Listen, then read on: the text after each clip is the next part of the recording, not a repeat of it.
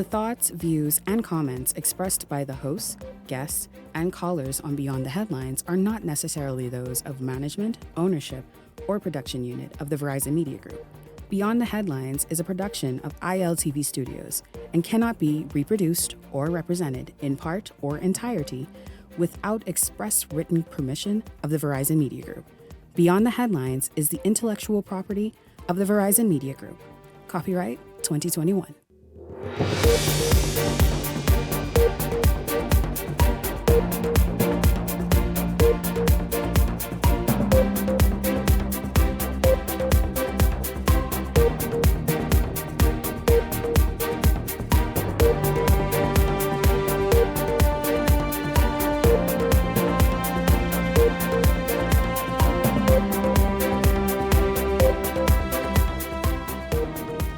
Good evening, ladies and gentlemen. Good evening. I hope that you're well. My name is Howard Grant. I'm sitting here for Shanique while she takes a luxurious vacation or whatever she's doing. Praise God for her. I'm so happy to be here with you this evening. We're going to be talking about a few things. I just want to be able to say to all of you, if I haven't seen you and I hadn't had the opportunity to be able to do so, Happy New Year. I pray that the Father continues to be able to watch over you, to bless you, to keep you, and to help you move in the direction that He's called you to move in this year and far beyond. This year started off a little tumultuous as we continue to be able to do those particular things and to identify those things. I started off being able to have this kind of a conversation today about the fact that I always mark the beginning of the year, almost setting the tone for what our expectations could be throughout the year. And as we look throughout the Caribbean region, to be able to identify what has happened in Venezuela is bananas. We're going to talk about those things. I want to introduce you to my very good friend who I haven't seen for a very long time as we are reunited and it feels so good. Ladies and gentlemen, none other than Garth Roseborough being able to sit here with me. My brother, give me some of that like that. Give me some of that. You know that, man. Come on, talk to me. What's going on, my brother? Oh, man. You're sitting up here, sitting down with Shanique them all the time. Wouldn't call me. No, He no, wouldn't no. call me. Listen. I will fight him. I'm not going to I fight him. followed the rules of my younger brother who gave me every opportunity to train in media, to take my conversation to a higher level. And I called him 10 times. He told me he didn't get 10 calls. And when I didn't hear back from him, I said, every man deserves a sabbatical from the world. And I allowed him to do his thing. And it was truly a sabbatical that gave me an opportunity to be able to, like the seed in the ground, Yeah. to sprout in due time and due season. And we're doing some springing and sprouting right now. Yeah, the people say, oh, Lord, where your best friend? They called me, up until yesterday, they called me. Well, praise Asking God. for my friend Howard Grant, your brother Howard Grant. And I keep saying to them, it is well, it is well. Did you tell him, it is well. am I my brother's keeper? No, I told them, it is well.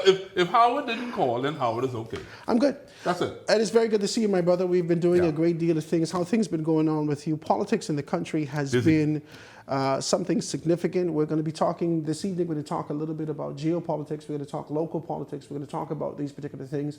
I want to touch with you this evening what's happening with the Boundaries Commission. I think that's important that we have a kind of a conversation to talk about what's happening in those areas. But more specifically, I think would exist on the tip of a great deal of person's tongue is this what we're seeing happen with President Maduro out of Venezuela and being able to see those particular things. What do you make of that? What are the things that persons are saying? Well, you don't want to talk about it? Jesus God, what happened? No, I do not want to talk about that. I told people from Radio Samantha, I said, I don't want to talk about that because Howard Grant, the truth be told, you're just so mischievous. The truth about it is that I understood that he was snatched. I don't like the idea of being snatched, especially from a very powerful entity, knowing that I live in the Bahamas and how it is just the fact that I just know that if I say the wrong thing, I too might be snatched. No. It's the implications. I think that for me, it's not necessarily the act. For me, it is, we've been having these theoretical conversations today. We would have heard from our Minister of Foreign Affairs being able to speak with clarity and specificity. We just popped over in the Tribune and being able to read a few of those things and identify that the minister was actually starting to talk about the zone of peace. Then he started to talk about CELAC, and then he started to talk about these sort of things that existed in sort of the back burner, the proverbial back burner of a great deal of conversations in our country, but now coming to the forefront because it's no longer a theoretical conversation. It is no longer the potential of what can happen. This is when the rubber meets the road, the action thereof that's happening, and recognizing now you got to be able to sort of clean house. So throughout the Caribbean, there are persons sitting in leadership being able to govern over 46 million people who are now assessing themselves. Who are now asking, hey, listen, I'm being their brother's keeper. Hey, listen, you don't teeth nothing. Eh? You don't do nothing. I don't want no problems. I don't want America to come and look for, because America has taken on a very strong position. And I've said to you before, the MAGA campaign, the Make America Great Again campaign, supersedes this sort of a concept that encompasses the border of those 52, 51 states that exist in this particular states. The MAGA campaign has now spilled out into the world. Okay. And we would have seen this, we would have seen this concept when Trump started to have a conversation about Gaza and saying that we're going to take over Gaza and we're going to make Gaza the Riviera of the East. Well, sir, this sounds like gentrification to me. How you could come into people's house and change it like how you all do in New York in the 5 boroughs? Okay. This sounds like gentrification to me. And as we look at these particular things and we recognize this, we realize that now every man for themselves and God for us all. The country has not done, and I'm not specifically our country, the countries that encompass the Caribbean, the countries that are in CARICOM, the community that exists in these particular, did not fortify and being able to utilize the 46 million people, the strength that exists in this union, the strength that exists in this body. They have not utilized it to the full potential, being able to do trade, being able to move in these particular spaces. Now, you're stunned with your mouth wide open. Talk to me. You don't want to talk. You're talking like Superman. You don't want to talk. You're talking like you never. That's the truth. Well, no, man, that don't work like that, Howard. Either we have sovereignty. No, that's Howard. Either we have this sort of position. See, you could make an argument of Maduro's position as the people of Venezuela has been able to indicate from 2020 that, listen, he's not a duly elected president in our country. I understand that. He's been in this particular position and we need this to be, because even though, and let's take this like this, this is strong, this is strong. The people in Venezuela, and I'm watching all the podcasts, I'm watching all these things, I'm watching CNN, I'm watching all the news, right? The people in Venezuela are taking on a very strong position. They're quiet. They're quiet. No one is speaking out against the regime because the head of the regime was moved, but the body still exists. And the body has already recognized that the fact of the matter is that we've identified how this level of ruleship has placed you in this position. So even if the head gone, we can do it again. However, the people in South Florida, they're eating empanadas, drinking cervezas in the middle of the road, dancing, everything right now. Victory for those persons who are descendants of Venezuela in South Florida right now. So this contrast that exists in this particular space is questionable. Howard, I appreciate your bravado and the courage that you have. You've always been a very strong man. I always appreciated that about you. Honestly, people, I know we have theories and philosophies, and we always feel as if we have answers and solutions. I listen to these people talk politics in the Bahamas. Everybody in this country is a prime minister, you know. Everybody in this country knows how to make decisions, you know. But listen to me, Howard Grant. When you talk about MAGA, you talk about making America great again. When you look at President Donald Trump, in my own estimation, people blowing up boats out of the sea based on whatever their mandates are now. I feel so insignificant at this time. My voice, I sit humbly. I don't make much sense of much things that is happening, but at the same time, I don't feel as if I should have a voice in that matter. I don't feel I should get involved in that matter. I'm looking at my small little country, the Bahamas. We can't even get the voting situation right with the voters coming into the country. How you want me to deal with someone else's country and I can't fix my own? That's my basic issue. That's why I don't want to talk about Venezuela. I just don't. No, but it affects us. How? This affects us significantly because this kind of tyranny, this proverbial tyranny that exists in these particular, well, proverbial or actual tyranny that exists in these particular spaces, based upon the fact that you have not adhered to your rules and regulations that govern your country. A lot of persons are looking at this, and they're having conversations about Haiti, and whether or not there should have been intervention in those particular spaces. They're having conversations about, we've seen what happened with the Bay of Pigs.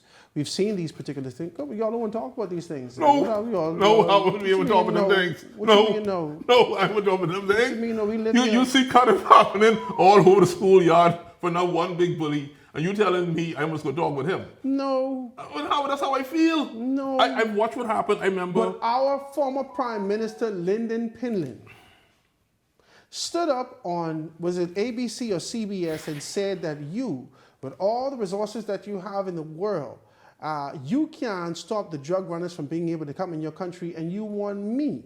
You want to be able to level, and I surmise his word, you want to be able to level condemnation upon me and I little resources that I have in a country that I didn't have 300,000 people at the particular time. And who was he addressing when he said that? He addressing America. No. The one particular individual sitting before him at the time. He was sitting down in the front of American newscast that was simulcast to the whole America. Okay. He wasn't talking to one man. Yeah, but he did not affect the president that greatly. As to what he said? But it doesn't have anything to do, see, the sovereignty and the strength in your position, the stand, has nothing to do with how it affects somebody else. This has to do with your generations to understand the strength that exists within your borders, and has to do with understanding the sovereignty that exists within your borders. Okay. Our fear and concern continue to be able to grapple with these concepts of what's happening. That ain't my business, what's happening externally, unless it comes to affect me. Okay. And this Venezuela issue could potentially affect all of us, not just in the Bahamas, the Caribbean wide. We are known the world over in the Caribbean for being lazy, for being late, for being on Caribbean time, for drinking, for dancing, for partying, for God. And I think I put it in the wrong direction, but it seems that that's how it is in this country. If we can be affected, we were supposed to be the good Negroes and the good slaves, quote unquote. No offense to any of these particular persons. Let's make this a real conversation. Howard. When you look at Jamaica, when you look at the Bahamas, when you look at anyone else who was responsible for having these particular things, we were a laissez-faire, laid-back people. If we could see this level of tyranny, being able to be right in our back door as Trinidad and Tobago look over the sea to see these particular things, if we could be visited like this, what does the future hold? My friend, I recall when I was in high school when the HMS Flamingo, God rest their souls, heroes of our country, my condolences continue to go to the families of those young men on that vessel. I recall when that happened. I was in school at the time. And I recall that when those MiG fighters hit the Flamingo, it was America who came to our rescue, yes? Okay. We didn't have no army. Okay. The little defense force we had, our little naval fleet, there ain't nobody to go and fight no big country like America. We don't have no, what you want to call those people, the SEALs and the rest of them other fellas, the Marines. We don't have those people. We don't have no nuclear missiles, sir. No aircraft carrier. What you want me to say? If the man would be a tyrant, then what could I do? I looked at Saddam Hussein with admiration at one point, but you see, he gone. I remember when they couldn't find Bin Laden. You see, they find him in the hole, right? You see anybody get in their way? And you want me in my country? I can talk like Celine. Let me talk like Celine. And you want me in my little country to talk about your problem? No, man. I can't do that. If you can't handle that, I can't handle that either. And you got more people than me. Now, I got 400,000 people. How many people live in Venezuela?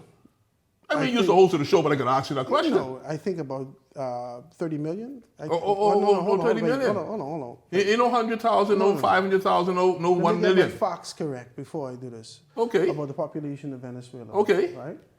But as we look at these particular things, you're taking on the same posture that Lyndon Pinland took on. Okay. What am I saying? You're saying to us, if we, in our particular position, can't take care of the little that we have, how can we get into these other things? Thank you. Yeah, but you can appreciate that? Well, I hear you. I'm not going to fight you. I hear you.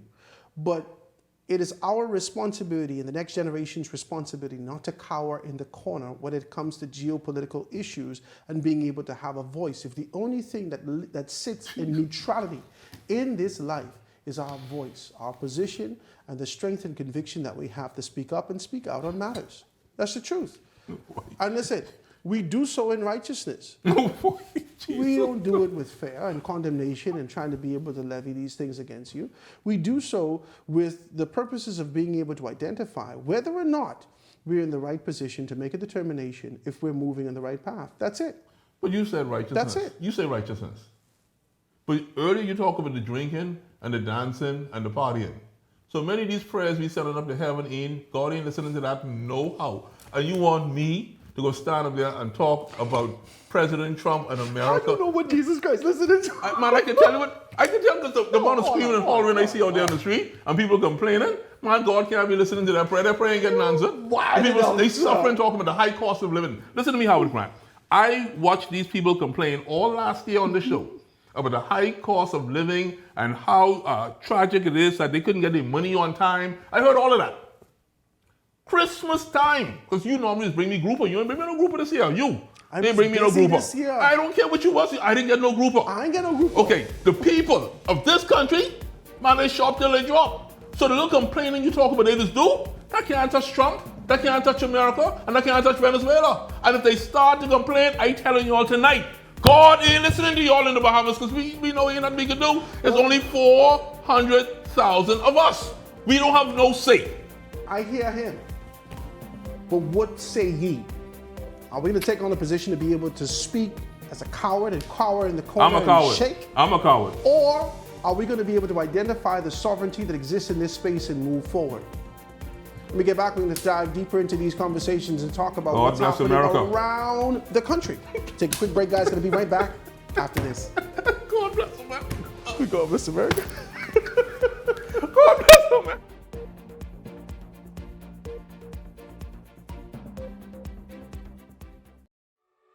Very dry, tight, sensitive skin? Relieve it in 60 seconds with Aveeno Skin Relief. With soothing triple oat complex, clinically proven to heal and strengthen dry skin. Aveeno, your skin stronger. Don't let diarrhea steal your sunshine. Imodium Multi-Symptom Relief gets to work fast in just 1 hour, offering our most complete relief from diarrhea, bloating, gas, and cramps. So you can get diarrhea off your mind. Imodium. Calm the chaos of diarrhea. Welcome to Paradise Games, where exceptional service meets the ultimate gaming experience. Our dedicated team is here to make every visit a win. Now this is paradise. This is more than just a place to play. Now this is paradise. It's where excitement meets world-class service. Now this is paradise. Now this is paradise. Come experience it for yourself. Now this is paradise. It's a Holy Frosty Christmas, and Wendy's and Coke is bringing the chill. This year, when you upgrade any Wendy's combo to a large, you can instantly win big with the Upgrade and Win Christmas giveaway. We're talking travel gift cards, gadgets, holiday treats, and prizes that make your Holy Frosty Christmas shine. Just upgrade your favorite lunch combo, scan the QR code on your receipt to enter, and let the holiday magic begin. Enjoy great tasting food and win big this Christmas with Wendy's and Coca-Cola's Upgrade and Win. Rules and restrictions apply. At the Water and Sewage Corporation, safety and convenience are our top priorities. However, our meter readers face challenges that can make their job difficult. Locked gates to guard dogs sometimes leads to missed readings and estimated bills, which can be frustrating for you and us. That's why we're upgrading to digital meters. They bring safety, accuracy, and convenience to homes across the Bahamas. We can streamline data collection, reduce on-site visits, and provide more accurate bills with no more estimates. Digital meters also help detect leaks early, saving you from costly bills and reducing water waste. Soon, a user-friendly app will let you track your water usage, manage bills, and stay informed, all at your fingertips. Over the next year, we're rolling out digital meters nationwide, transforming how we serve you with a safer and cost-efficient water supply. To learn about our digital meters, visit our website or call us today. And don't forget to update your information at any of our locations. I feel good when you're wrapped up in my arms. dancing to a reggae song. Feel good, I feel good. Cause your perfume isn't loud, and only I can talk about. Feel good, you feel like velvet rubbing over my skin. And when your hair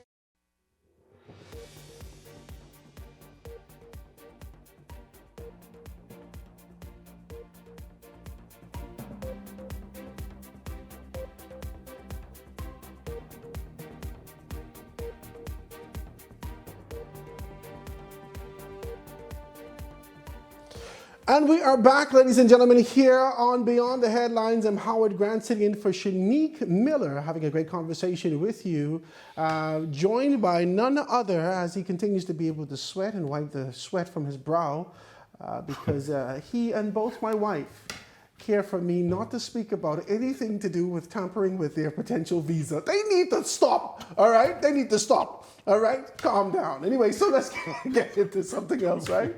After months of pressure over when the Boundaries Commission report would have been ready, we now have a timeline. Parliamentary Registration Commissioner Harrison Thompson confirming today that the report is expected to be tabled in the House of Assembly on Wednesday, which is going to be tomorrow. Okay, so we're going to be find out more information about that and find out about this Boundaries Commission. I read a little small piece in the paper today, and in reading that piece in the paper today, I come to a very clear understanding that they're going to make some modifications within the core of the city of Nassau, and they're looking at possibly West Grand Bahama and the constituency of Killarney being able to attach, potentially we've been having a conversation about this, about Clifton for some time and being able to identify those things. But I'm kind of lost with why they're doing this. Talk to me. I recall earlier in the year, Howard Grant, you had made some observations about even the West Grand Bahama and Bimley seat. You had made mention that we never took the time to really clean the registry. That the numbers could possibly be off and need to be adjusted. I think you also mentioned that in the future, based on performance, that Boundaries Commission may be called, and if that is called, that there were certain people in certain parties that would need to find safety or refuge in one of the new seats if they had any hopes or any successful aspiration to become once again, or for the first time, a member of parliament. And so we are now at that crossroad that you actually prophesied. I always tell you, you're a prophet. You politically prophesied that this day would come. Now that that day is here tomorrow, it's going to be very interesting, Howard Grant, to see if this new seat exists, because if it does not, it then means that there are certain individuals who had every hopes of running away from their present seat to safety that may now have to go back into the valley and the shadow of death. Let's talk about this. Let's have a clear conversation. Let's do so with the timelines associated with the progression of what's been happening. We know that the Boundary Commission entails Chester Cooper, who's been at the forefront as Deputy Prime Minister, being able to be on the commission. And we also know that Shannon Cartwright has been there. We have been after them for years, but historically, we know that anytime the Boundary Commission has come to a conclusion, anytime the Boundary Commission comes to the forefront, it's almost a skip and a jump, and our expectation is election will be in that sort of a realm. We know that. Historically, we've seen those particular things. But some things baffled me over the past few years. In 2023, after the by-election, we didn't get this sort of a language to indicate to us that after the victory of Kingsley Smith in West Grand Bahama, that there was a significant number of persons that was left out of the Boundaries Commission. Now, there was snickers, but there wasn't an articulation from this particular point, okay? In 2025, after the death of the beloved Vaughn Miller, former member of Parliament and cabinet minister in Golden Isles constituency and the PLP's New Day administration, after his passing away and being able to acquire a position for the PLP and the FNM candidate, the FNM, who was a little iffy about this, watch me, listen, the FNM, your cousin, your good cousin. Brian Brown, I got you. All right. So there was this sort of a reluctance at the forefront to be able to present yourself with formality to say that we are presenting ourselves for this particular constituency. I called him. I wanted to interview him in a particular space, and I said to him, come check me out. Did he come? Does he ever come? Well, he didn't come for me either. Oh, okay. Let's be clear. That's your cousin. You know, that's my cousin. He didn't come for me. Let's be clear. Yeah, that's true. So, I called him, and he said, Howard, I want to come with clarity. He said, however, I have to meet with some people in the party, formally. Yes. That's what he said to me. You're talking straight. That's what he said to me. You're talking straight. I say, okay, no problem. You're talking straight. Monday, Tuesday, Wednesday gone. We didn't see him. The party didn't make this particular determination. We come to our own assessment. Eventually, they kind of stumble out. And in the front of the House of Assembly, they took on this kind of position to say that they are going to be able to ratify. Anyway, we've taken a long way to have this kind of a conversation. Long story short, it was defeat. Okay? It was defeat. And based upon the numbers that we've identified, which was initially about 7,000 and some persons in that particular constituency who were registered to vote, and based upon those particular numbers, we said to ourselves, well, if Brian's entire campaign is that I live here, I've been here, and these particular things, it was a poor showing. He couldn't get his own people out. Boom! In comes former Prime Minister Hubert Alexander Ingram. Indicated that there was some 2,500 people, 2,500 people that were missing from the ballot. Now, Harrison Thompson has just said to us that he checked the ballot every day and everything is okay. But Hubert Ingram, former Prime Minister of the country, highly respected, with political collateral out the yin-yang. He got a whole sack of the thing. He still got it. He's coming to us in a candid interview setup and saying to us that 2,500 people, you cannot find them. And they try to push back, and they said, but Harrison said, hey, I don't care who tell you what they say to you. You could call the F&M, you could call the PLP. 2,500 people are not on there. I go on the bat for Harrison. Harrison, I was right here with you. I want to bat for you. I said, man, how could the former Prime Minister come out and discredit a man in this particular position, in this profession, who is a proverbial technocrat in these particular areas, whose only responsibility is not to be a politician, but to be able to provide the information, so forth and so on. Come to find out, Ryan Pinder, the AG, Attorney General, listening, stood up in the House of Assembly, in the Senate, and indicated that we couldn't find these people. I said, oh, Jesus God, oh, God. I couldn't believe it. I could not believe it. I had to make a call. You know, I make these calls. Yeah, I don't know. Let's go after a certain tier, go up into the stratosphere, and I made a call. And in this candid conversation, and this call, and this conversation that I had, they've indicated to me from high levels, Howard, we could not find about 2,000 people in West Grand Bahama either. Okay. I said, what? So explain that to me then, because I'm lost. So if they couldn't find the people in West Grand Bahama, they couldn't find 2,500 people in Golden Isles. Okay.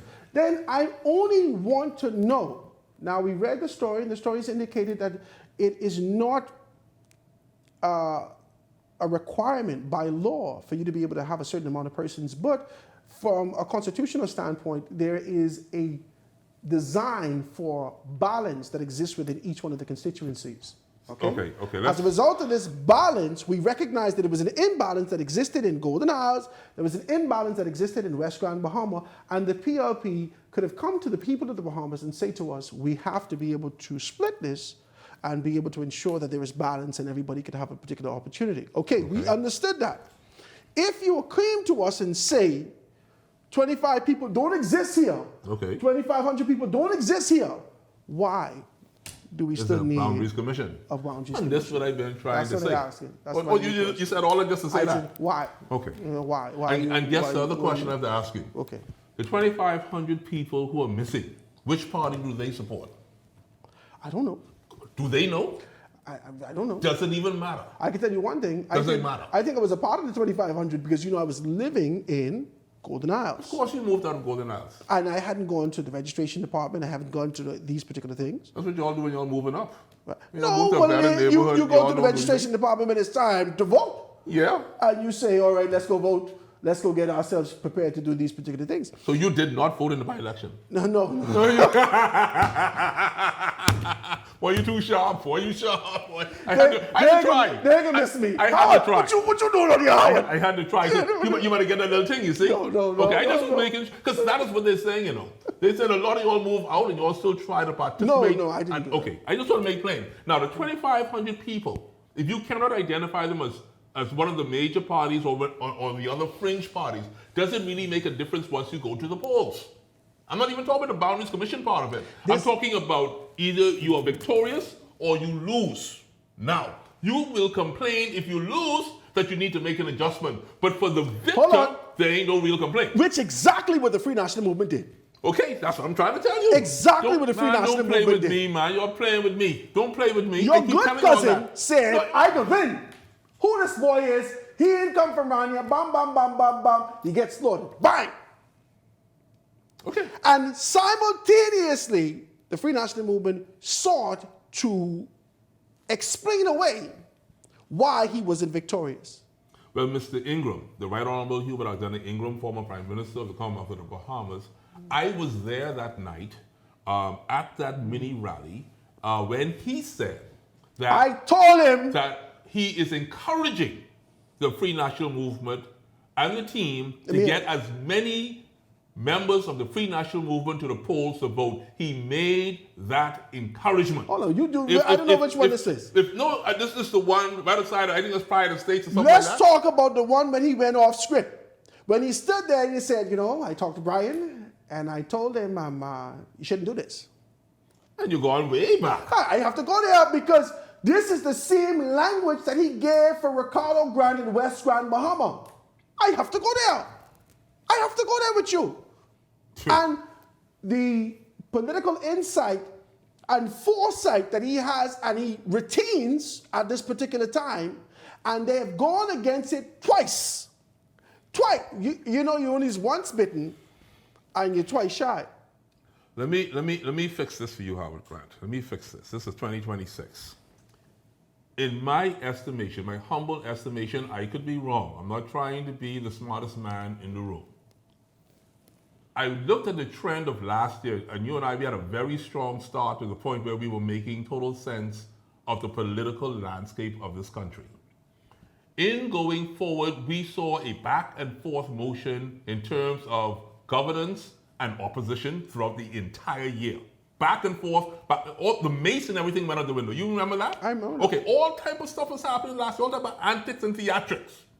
We were complaining up until the month of December. Do you remember the last argument in December, right before Christmas? Mm-hmm. They were making arguments. Mm-hmm. As soon as Santa Claus came on the sleigh to bring gifts, everybody stopped. Mama's the word. Quiet. Nothing. Well, you can't walk and chew gum at the same time. Boy, you got to bring some things. Because what Golden Isle showed you is I don't need to know who you are. I need you to bring that thing. I disagree. And that's why we can fight tonight, because guess what? I disagree. Guess what? Who gave the most things in West Grand Mama and Bimini? Let me hear this. I disagree with you. Who gave the most things in West Grand Mama and Bimini? I disagree with you. Who gave the most things in Golden Isles? I disagree. Okay then. So things don't matter.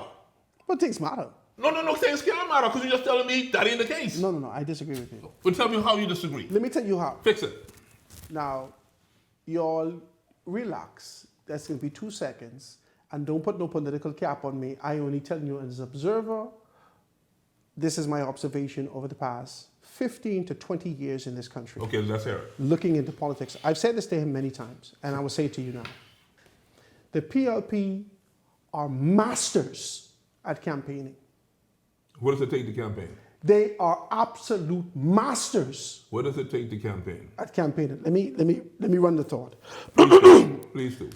The PLP, with the introduction of a very strong campaign that they did, We Believe in Bahamians, what found them victory, gave a nostalgic feeling when you walked out your house, when you saw your cousin with that cracked teeth smiling out there. We Believe in Bahamians, PLP. This was all over the country. It was a massive campaign that made you a part of something that was bigger than you, by not necessarily asking you anything. You didn't use a picture.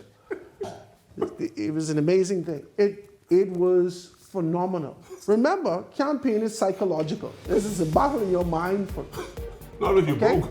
Not if you're broke. Let's get something. If you're broke, ain't no battle in your mind. Only you need to get some money in your pocket. Let me surmise this. The PLP's campaign was phenomenal on the ground in both West Grand Bahama, with everyone from the cabinet being able to show up in West Grand Bahama. Show up. And the same thing happened in Golden Isles. But that costs money. That's money. What you mean it's money? It might have been money in Grand Bahama, but these people live right here in Nassau. They brought their whole team. But it costs money. And think. Yeah, but the F&M could have done the same thing. Why didn't do it then? Because they wasn't sure whether or not they was going to win in the first place. You better take a break, son, boy. You better take a break. I tell you, it's all about the money. Well, why God continues to be able to talk about this money situation? He always do this, he talk about money. See, money, there's strategy, there's calculation, there's execution. Touch the right people, influence, that's what it is. When we get back, we can dive a little bit deeper into these particular conversations and try to find out who are these people they won't put in these various constituencies. I know you were done with that, right? Let's get to that. Get to this break, guys. We'll be right back after this.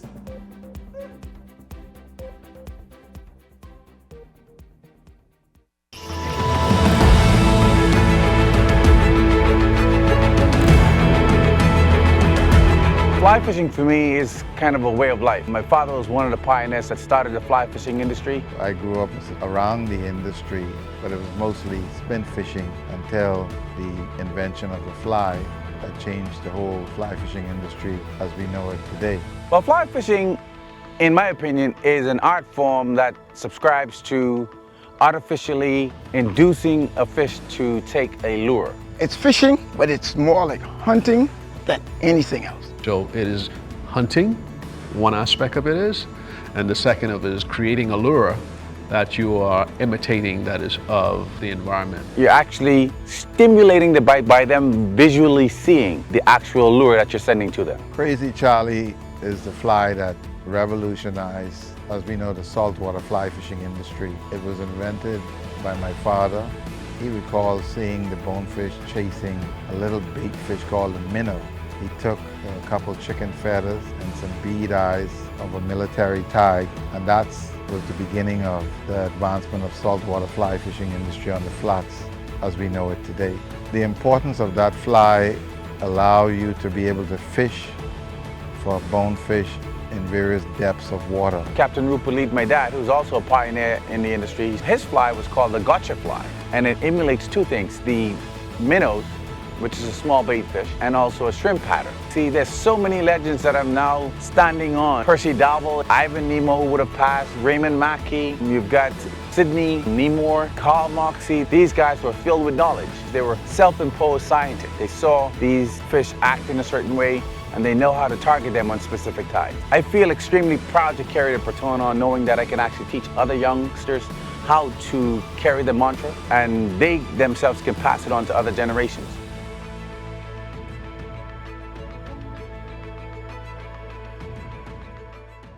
So you want a space. But not just any space. You need something with a little more potential. So how about 1,000 square feet of room to play with? Superb audio and video production capability, digital LED wall, full lighting grid, and about 124 seats to accommodate a full studio audience with so many other features. Make us your home for your next concert, conference, and so much more. Honestly, the possibilities are endless. Here at ILTV Studios, we'd love to bring your next event to life. So what do you say? Do you want our space?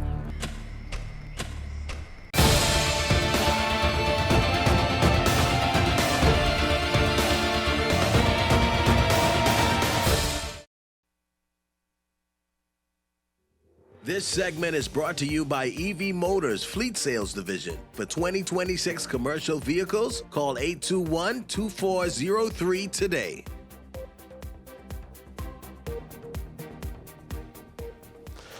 And we are back, ladies and gentlemen. I am Howard Grant, sitting in for Shanique Miller right here on Beyond the Headlines. Grateful to be able to be here with you and jamming, really being able to talk to you about what's happening globally, what's happening regionally, what's happening nationally, and being able to dive into those things. Join me and being able to have these conversations with me is none other than my very good friend, Garth Roseborough, being able to talk about these things. Now, Garth, when we left off, we started to talk about the Boundaries Commission. And one of the questions that we placed at the forefront is the necessity of being able to cut the boundaries if these persons don't necessarily exist. If these are proverbial phantom people or actual phantoms that exist in these particular spaces, then it only begs the question, why are we going to a Boundaries Commission? Now, that will have attached to it, sort of riding along on the skirt tails of that conversation, is being able to identify something else. Boom. You know, can I ask a question, Howard? Because I just like to fight with you, but what is the primary reason for boundary changes? Is it to save someone's skin that you feel comfortable with as a part of your administration? No, you're thinking about gerrymandering. That's what you're thinking about, gerrymandering. I'm asking the questions to make it plain. You're thinking about that. But the truth is okay. There should be a constitutional balance. From a constitutional standpoint, there should be a balance to ensure that these persons are afforded an opportunity, or every constituency has a level of balance for the workload that the member of parliament would have in these particular areas. You shouldn't have more people than me. I shouldn't have more persons than you, so forth and so on. All of us should be able to work within the confines of these particular things. Okay. So there should be a balance based upon the community, based upon the setup, based upon the area that it is. Okay. This is what I'm thinking.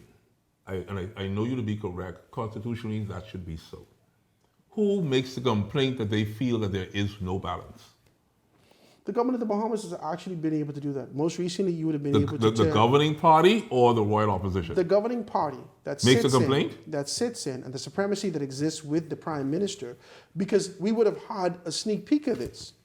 We would have had a sneak peek of this when we heard sort of the excerpts from former Prime Minister Hubert Ingraham, who said it's difficult to be able to govern these fellas. You got to find jobs for all these fellas. You got to do these things. You remember when he started to talk about these things? I'm listening. Right? Okay. He said you got to find jobs for all these fellas. This is when he was in West Grand Bahama, more specifically, being able to fight for, and this was peculiar to me, because he's supposed to be out here campaigning for Ricardo Grant, but he's telling us to make sure that there's balance in the House of Assembly and don't leave these wide margins, because it's a difficult thing to be able to have these kind of wide margins in there. And so it gives you insight to a very clear understanding of the burden that exists within the realms of power in this country. You have to make decisions to ensure that there is a balance that exists in all spheres. And I believe, you can fight me, right? We know historically we would have heard that for this particular political organization to win, they need to create 2 more seats that they could be able to do this and do that. Okay, that, 2 things could be true at the same time. You understand? That's what I'm trying to understand. 2 things could be true at the same time. So, but the truth is that there is a balance, and we need to be able to pursue that. Well, let me stick this to you. Since it's the first show of the year with you, I'm glad to be back with you, Howard Grant, because you always have a great conversation. And I'm going to ask you this. With the Boundaries Commission at work, tomorrow we're getting the results. Who do you feel would be favorable in terms of victory in the upcoming general election if the boundaries are changed? Looking at the whole entire landscape, 39 seats, if there are going to be additional seats what the added. Hell are you asking me, sir? I'm trying to ask you. I'm asking you because I want to know if it can make any difference. All this talk, habla, about Boundaries Commission and this one and that one. Right now, with the performance of the government, the performance of the royal opposition. I know we're getting that. Just like how you know we're getting Venezuela, I know we're getting that. You ain't nobody. I tell you who gonna win and who ain't gonna win? Yeah, I will hear from you. This is the first time people see you for the year. How am I getting that? Let's celebrate. I can tell you one thing. Okay, let's look at the candidates then. Let's look at the candidates. I can let you get away. Look at the boundaries more specifically. Let's look at that. Let's go. In the paper today, they said that they will make modifications to certain constituencies. One of the areas that actually popped out to me was St. Barnabas. We know that they're going to make modifications to St. Barnabas. We also know, based upon information, intel, and certain proximities that we have, I don't know, I say we, but me, yeah. And I'm sure that he has made some inside calls. I know he has this information also. I understand that there will be a shift in the constituency of St. Barnabas. from an opposition standpoint. You have an SOT on this thing, this Boundaries Commission thing, to look at? No, I don't have no. Justin, you got an SOT? Give us the SOT, man. Let me hear this thing for myself. I'm telling you, we just read it. I just read it. I know, but I'm just saying. We're not talking about that. St. Barnabas? We're talking St. Barnabas. St. Barnabas is where, listen to me, homeboy. There will be modifications in the constituency of St. Barnabas. This is what I read in the papers today. My good sir, St. Barnabas sits, for those people who are not aware, in the inner city of New Providence, the capital island where Nassau sits. That's an inner city seat. I'm almost certain that there are a number of people that were on and registered, first of all, that are no longer living in St. Barnabas. Let's be clear now. I do also understand that the present member of parliament for that particular seat is none other than the deputy leader of the royal opposition, the man who threw the mace out the window, Shenandoah Cartwright. Okay. You're telling me that you believe some changes are going to happen in his seat. I'm not telling you that. This is what in the papers. I read this today. So what becomes of Shenandoah Cartwright in your estimation? Now, you see how this man is want me to put my whole foot as with size 12. You come sit on the woman desk, let's have a talk. Let's be clear about this. We've already received information and Shenandoah Cartwright was looking at the new constituency, or what we would have called and identified as Clifton at one point. We would have received information for that. Clifton. This is what they used to call it. And they now call it Windsor. That's what I heard circulating. They call it Windsor. I know. Okay. I'm just letting you know. I didn't see formally anything. Okay. The formality I expect to be able to come to the forefront after they put this in the House of Assembly and table it in the House of Assembly. So I expect them, when they are being able to discuss that, the formality to be able to come to the forefront. Okay. But just for sort of the skeleton of this conversation, we would have read in the papers today that there is some changes that will be made. I think it was to Tall Pines. I know it was to St. Barnabas because that thing popped out to me, right? I've been able to identify those things. Let's see if we can play this real quick. Go ahead. This segment is brought to There's a possibility there'll be more constituencies. I was prepared to deal with it. Be ready. Whatever the Parliament decides, be ready to move.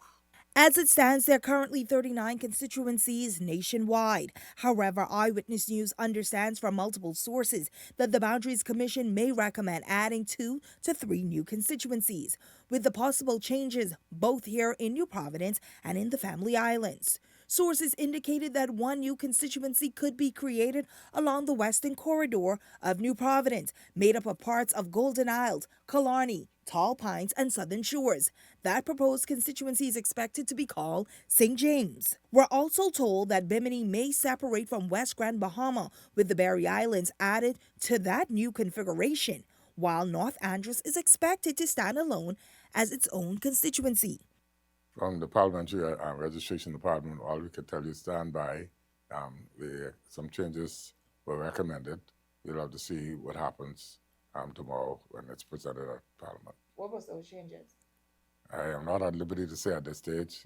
You'll know tomorrow once it's presented in Parliament. Back in 2024, Eyewitness News reported that the Boundaries Commission committee included Deputy Prime Minister Chester Cooper, Minister of Health Dr. Michael Dovell, Deputy Leader of the Free National Movement Shenandoah Cartwright, and Justice Gregory Hilton. The commission is required to review electoral boundaries every 5 years to ensure constituency maintain roughly equal voter population. It's been nearly 2 decades since the country last had more than 40 constituencies. In 2007, voters went to the polls across 41 constituencies. As of January 5th, the largest voter populations are in Golden Isles with 7,970 registered voters, followed by Killarney with 7,233. At the other end of the scale, Mike Isle has the fewest with just 1,319 registered voters. Public reaction have already began surfacing online, with some residents saying that several constituencies have become too large in part, while another noting in part that they hope that parts of Nassau Village is put back in Seabreeze. Despite the anticipated changes, Commissioner Thompson is urging residents not to wait and still come out, check their registration, and ensure that their information is up to date. But we don't want anyone to stay away from the polls because they cannot find their voter's card on election day. Please, you have the right. That's your vote is your right. Your vote is your voice. So please come out and vote.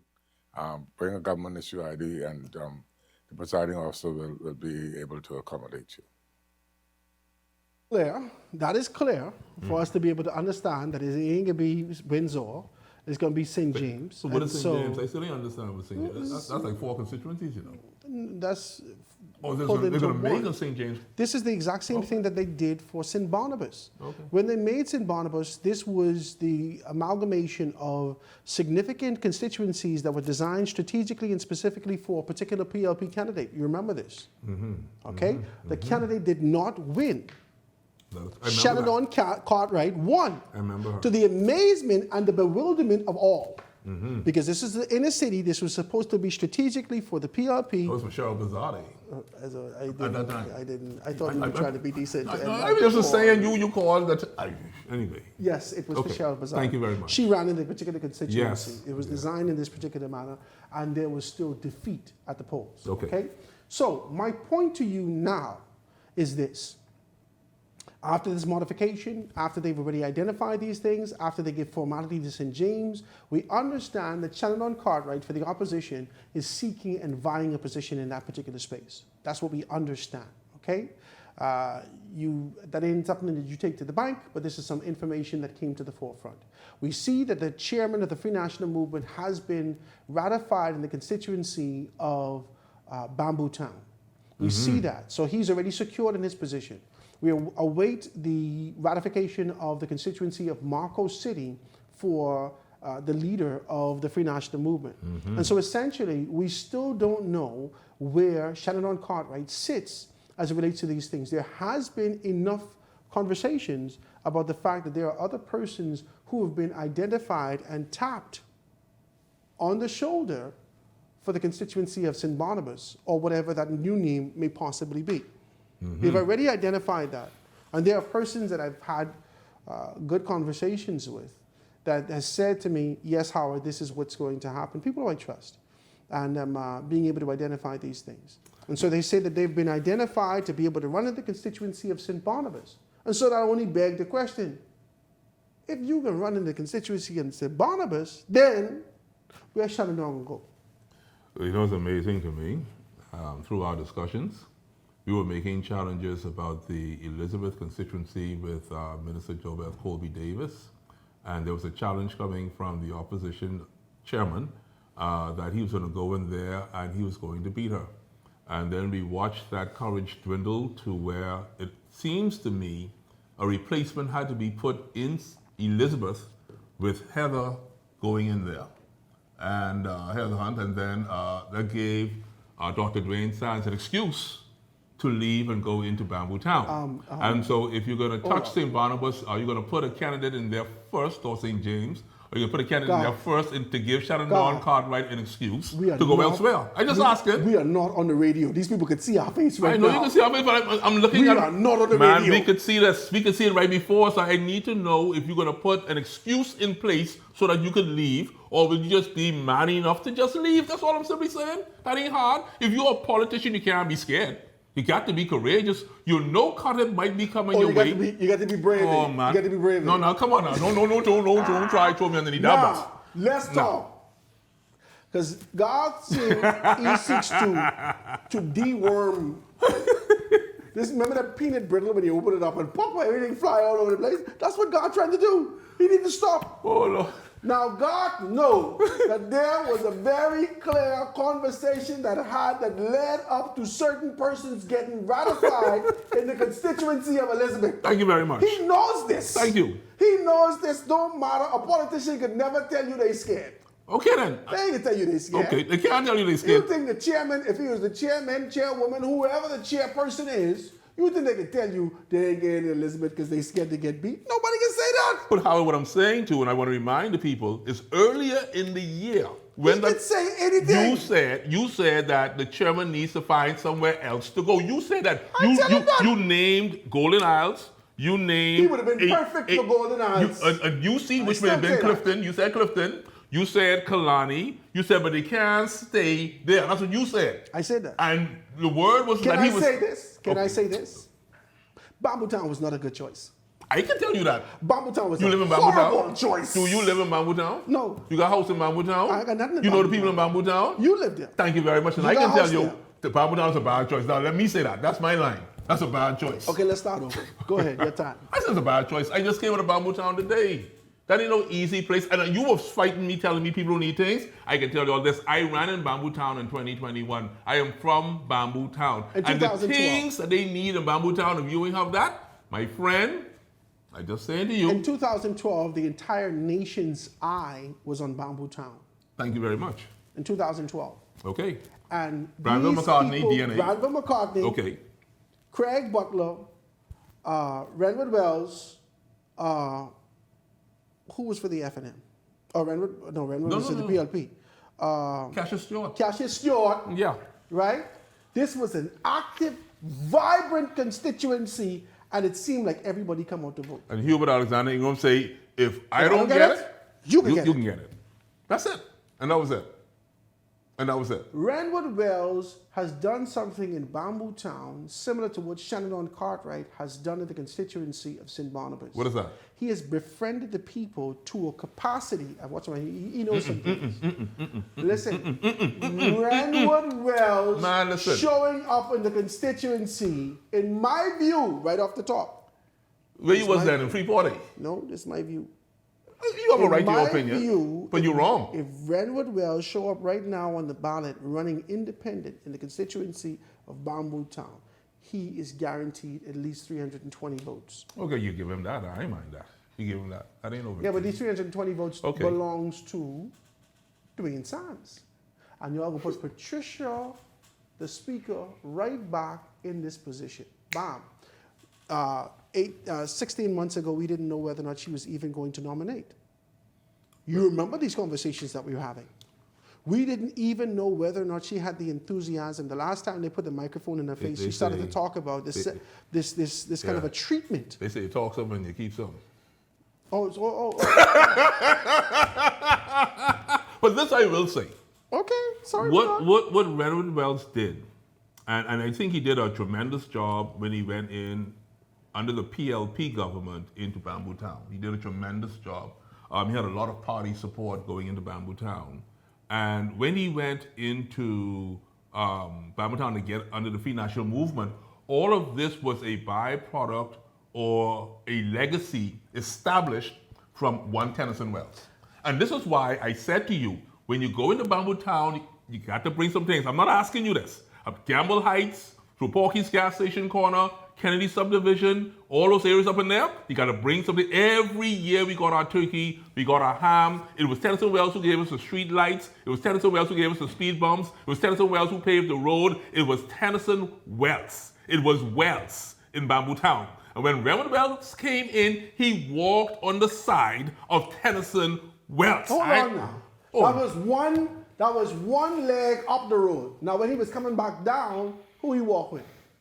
But after Wells? After Wells, and he walked in one direction with them, and he came back down with the Free National Movement. Who he walked with? It was Wells. He still was with Wells. I ain't asking you. It was Wells. Now, let's be clear about this. He won twice. Yes, with Wells. On both sides of the ballot. And he had the Ark of the Covenant with him, which was Tennyson Wells. I ain't asking you, sir. Tennyson Wells was our man. So now that the Ark of the Covenant has ascended back into you see when the children of Israel lost the Ark of the Covenant, what happened? This is what he's trying to tell you. You got to find the Ark of the Covenant. If you ain't got no Ark of the Covenant in Bamboo Town, I am promising you this. The royal cut hip you can get, it will be spoken of abroad. So you're saying to me that the PLP is secured in that position? I ain't saying nothing like that. That's Howard Grant. That's exactly what you I said. just simply saying you bring the Ark of the Covenant, you can fix it. Just bring it. You can't even touch the Ark of the Covenant and you drop down. What is he talking about? Bring the thing, man. Let's be clear. Bring the things. Okay. Some people things, we like things in Bamboo Town. I'm trying to tell you. Let's be clear about these particular things. So tell me about those people in the Boundaries Commission who you figure is going to be shifted. Let me hear this. Well, I know. You said Tennyson. You said Shannon Cartwright, St. Barnabas. Shannon Cartwright in St. Barnabas. Okay. We've heard about Senator Randy Rowe with the potential of being able to look at the constituency of Bimini. Bimini and the Berry Islands. He likes Bimini and Berry Islands. That's his hometown. And North Andrews stands by itself. Right, North Andrews stands by itself. Okay. So Lundy is still there. Not Lundy. Lightbourne is still in North Andros. What about your cousin in West Grand Bahama? Oh, Kingsley? Yeah. How are you looking with the boundaries shift? If you take Bimini away from West Grand Bahama, how does West End and 8 Mile Rock, those places now stand? The PLP doesn't have a fare for that. After they put the Bimini Bay in place in Grand Bahama, the West Bimini used to be a strong PLP stronghold, but with the diversity that sort of infiltrated that particular space, a lot of persons are making decisions that are not traditional to the space, which is Bimini. And so being able to cut Bimini off of West Grand Bahama and Bimini doesn't necessarily strengthen anything. You still got West End, which is a strong PLP seat. And so I understand that, Kingsley, I understand that you got some work to do. Yeah, because you all promised us a $183 million road. Remember we talked about that? No. No? Hold on. Okay. It was an oversight. That's what we read. Oh, it was an oversight? And that's what they say. Oh. And that's what they say. Oh, it was an oversight, okay. It was what they say. And the hotel and everything in Grand Bahama was oversight? Oh, no. And the airport? No. The hotel, I just simply saying, how does Grand Bahama look? No, Grand Bahama has its challenges, and I don't know whether or not I can be able to lean prostrate on what the chairman of the PLP has been able to indicate as it relates to being able to, that they're doing better. I agree with him. Grand Bahama is in a better position than it was 4 years ago. I agree with him. That's true. However, okay. Just taking your foot out the mud with a dirty foot don't necessarily mean, you know what I'm saying? But like this it is don't like necessarily mean that it's a turnaround for you. You're in a better position to be able to progress, because we're seeing now that the persons in Grand Bahama being able to take on this kind of position to indicate that the Port Lakaya marketplace is losing almost 90% of the persons doing that. They're going to Peter Hunt. It was a story today that we read in the papers. Peter Hunt asking him to be able to decrease the rates in these things. So Grand Bahama is still feeling its pinch. We're hearing persons go to Celebration Key and so forth and so on, and we continue to be able to, hope for the best for Grand Bahama. But some creativity needs to kick in. Well, Howard Grant, I still appreciate you. I appreciate your analysis. I know no one can beat you politically assessing Grand Bahama at this point as to what can be done. In terms of the upcoming general election, I look forward to your continued participation on Beyond the Headlines and your analysis. It's good to see you, my friend and brother. God bless you as you sit in Shanique Miller. I appreciate it. Ladies and gentlemen, I thank you so very kindly. Enjoy your evening. Have a beautiful evening. We'll see you tomorrow, God's Spirit, right here on Beyond the Headline.